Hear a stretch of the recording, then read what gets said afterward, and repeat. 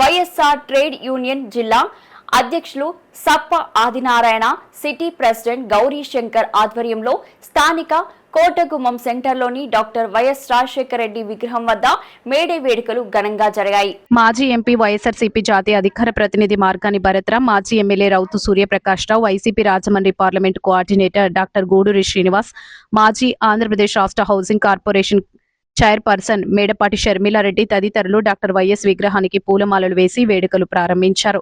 భరత్ మాట్లాడుతూ వైఎస్ఆర్ కాంగ్రెస్ పార్టీ అంటేనే యువజన శ్రామిక రైతు కాంగ్రెస్ పార్టీ అని, పార్టీ పేరులోనే శ్రామికులు ఉన్నారన్నారు. జగన్ ఇచ్చిన పథకాల కన్నా నేను ఎక్కువ ఇస్తాను, జగన్ కన్నా నేను ఎక్కువ చేస్తాను. 40 ఏళ్ల అనుభవం ఉందని చెప్పిన చంద్రబాబు అధికారంలోకి వచ్చి కార్మికులకు మోసం చేశారని ధ్వజమెత్తారు. అనంతరం చలివేంద్రం ప్రారంభించారు. ఇప్పుడు ఈ తెలుగుదేశం పార్టీ ఈ కూటమి ప్రభుత్వం వచ్చిన తర్వాత నేను ఇవాళ అందరినీ కూడా గుండెల మీద చేతులు వేసుకొని ఒకసారి ఆలోచన చేయమని కోరుతా ఉన్నా.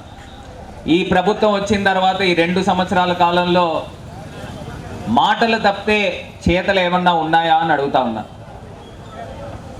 కేవలము తీయని మాటలు చెప్పి ప్రజలందరినీ కూడా ఏమార్చి అధికారంలోకి వచ్చారు. ఆయన ఒకటే మాట చెప్పాడు.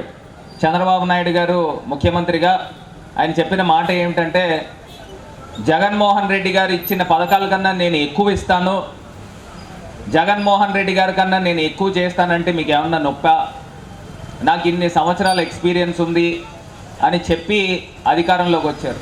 నేను ఈ 2 సంవత్సరాల్లో అడుగుతా ఉన్నా, జగనన్న 5 సంవత్సరాల్లో ఎంత అప్పు అయితే చేశారో కరోనా ఉన్నప్పటికీ కూడా ఈ 2 సంవత్సరాల్లో చంద్రబాబు నాయుడు గారు దాన్ని మించి అప్పు చేశారు. మామూలు అధికారం ఉన్నప్పుడు అందరూ తోసుకుని వచ్చేస్తారు, అది వేరు. అటువంటి ఇక్కడ ఆహుతులైన ప్రతి ఒక్కరికి, అలాగే ఈ కార్యక్రమాన్ని చరిత్రాత్మకమైన కోటగుమ్మం ప్రాంతంలో ఏర్పాటు చేసి రాజకీయాల్లో 72 సంవత్సరాల తర్వాత ఒక బలహీన వర్గాలకు సంబంధించినటువంటి నాయకుడు మార్గాని భరత్రాం గారు పార్లమెంట్ సభ్యుడిగా ఎన్నికవడమే కాకుండా ఆయనతో నేను పార్లమెంట్కి వెళ్ళినప్పుడు చూశాను. ఇటు మోడీ గారు కానీ, అటు స్పీకర్ కానీ అందరితోనూ కూడా అతి సన్నిహితంగా ఉంటూ అనేక కమిటీల్లో పనిచేస్తూ ఇవాళ పార్టీ అనేటువంటి జెండా కింద పడిపోతే మళ్ళీ నేను ఉన్నానని చెప్పి భుజాన్ని వేసుకొని ఎంత కష్టాన్ని మోస్తున్నాడో నాకు తెలుసు.